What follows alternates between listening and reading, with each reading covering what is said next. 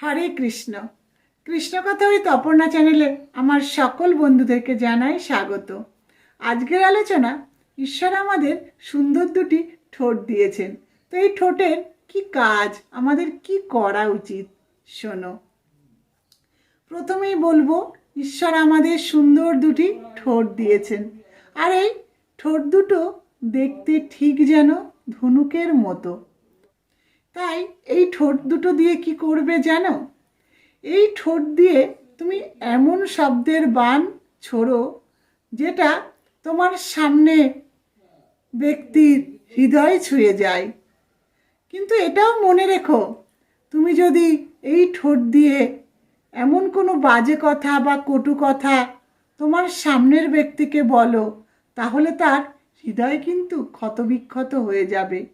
তাই তুমি এমন কোনো কথা বলো না তোমার এই সুন্দর ঠোঁট দিয়ে তোমার সামনের ব্যক্তির হৃদয় ক্ষতবিক্ষত হয়ে যায়।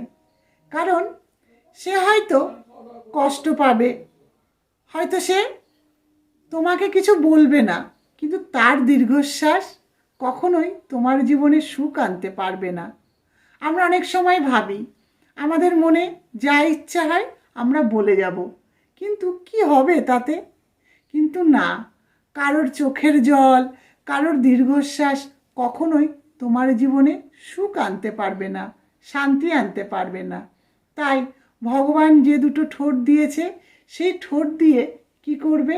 হরিনাম করো, ভগবানের নাম করো, আর তোমার সামনের ব্যক্তি যারা থাকবে তাদের সাথে সুন্দর কথা বলো, যেন তাদের হৃদয় ছুঁয়ে যায়, মনে আঘাত নয়।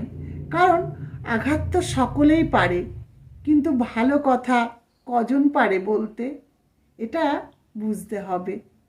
তাই আমাদের আরও একটি কথা যেটা মনে রাখতে হবে, ভগবান শ্রীকৃষ্ণ সকলের হৃদয়ে কিন্তু আছেন। তাই আমরা যখন কটু কথা বলবো, বাজে কথা বলবো, তাহলে সেটা কি হবে? প্রত্যেকের হৃদয়ে যদি ভগবান থাকেন, তাহলে তো ভগবানকেই বলা হয়ে গেল, তাই না? তাই কখনোই কাউকে কটু কথা বলতে নেই। ভগবান আমাদের এই যে সুন্দর দুটো ঠোঁট দিয়েছেন, সেটা দিয়ে হরিনাম করতে হবে, ভগবানের নাম করতে হবে, আর সকল মানুষের সাথে সুন্দর কথা বলতে হবে, যাতে তাদের হৃদয়ে আনন্দ হয়। হরে কৃষ্ণ।